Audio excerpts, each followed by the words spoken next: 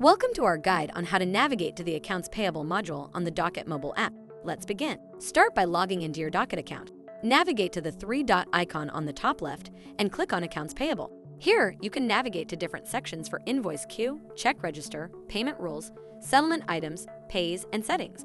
To view a list of your invoices uploaded in Docket, click on Invoice Queue. Here, regularly uploading your bills and invoices to Docket is essential for maintaining accurate, up-to-date accounts payable and gaining a comprehensive overview of your business expenses. Here, you can easily track expense payment checks and access detailed payment info with Docket's Check Register feature. Docket payment rules automate invoice and expense payments, ensuring accurate records and reducing errors. Features include Mark as Paid for automatic payments and recurring payments via Docket Check and ACH. Within settlement items, Docket splits an invoice between multiple entities. One entity pays the full amount and invoices the other entities for their respective shares. Pays feature allows you to access your vendor list and access information conveniently. Settings feature includes setting of payment methods, payment approval rules, add a compliance policy for the approval of invoices. And that's a brief overview of the Accounts Payable module in the Docket app. Thank you for watching.